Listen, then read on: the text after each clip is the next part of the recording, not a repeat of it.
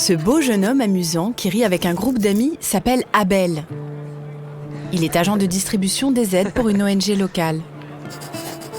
L'ONG pour laquelle Abel travaille est une organisation partenaire des Nations Unies qui a récemment ouvert un centre d'accueil à côté de son village. Abel est connu pour être un jeune homme très prévenant, car il essaye toujours de rendre aux autres ce que la vie lui a donné.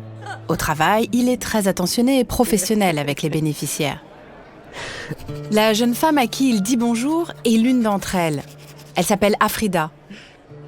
C'est une jeune fille de 17 ans qui vit seule près du centre d'accueil.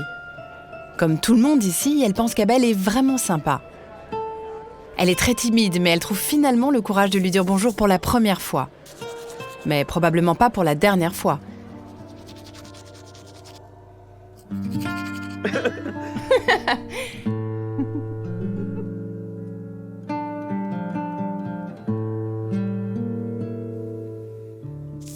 Malgré cette nouvelle amitié avec Abel, Afrida se sent plus seule chaque jour. Elle est complètement dépendante de l'aide humanitaire et elle déteste sa vie ici.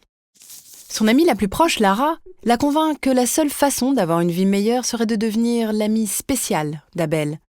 En tant que membre du personnel d'une ONG, il pourrait sûrement lui fournir des ressources supplémentaires et peut-être même l'aider à déménager dans un autre pays où elle pourrait commencer une nouvelle vie. Elle pourrait même retourner à l'école et devenir une peintre célèbre. Même si Afrida ne se sent pas très à l'aise avec la suggestion de Lara, elle ne voit pas d'autre issue. Alors un jour, elle décide d'aller voir Abel chez lui. Elle se sent très nerveuse et confuse. Abel est surpris de la voir là. Mais il décide de l'inviter à entrer.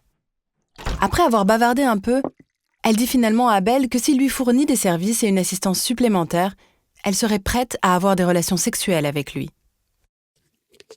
Abel ne sait pas quoi penser. Il ne se serait jamais attendu à ce que son ami agisse de cette façon.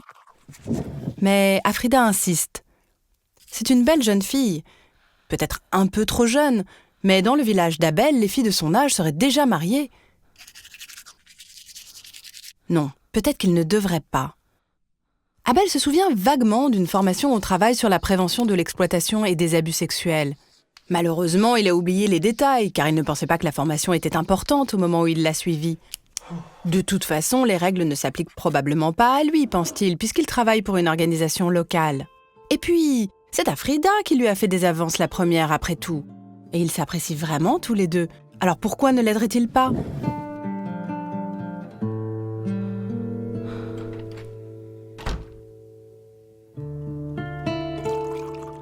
Le lendemain, Abel raconte à son collègue Faustine ce qui s'est passé. Faustine n'est pas très à l'aise avec toute cette histoire. Il se demande si Abel a agi de manière inappropriée. C'était une rencontre consensuelle, pense-t-il. Pendant ce temps, Abel et Afrida continuent de se voir le soir chez Abel. Faustine apprend vite qu'Afrida n'a que 17 ans. C'est contraire aux règles de leur organisation qui interdit les relations sexuelles avec toute personne de moins de 18 ans, quel que soit l'âge légal du consentement dans le pays. En parlant avec Lara, il découvre également qu'Afrida espère utiliser cette relation sexuelle pour accéder à plus de services ou même déménager dans un autre pays. Faustine pense qu'Abel doit mettre un terme à ces rencontres.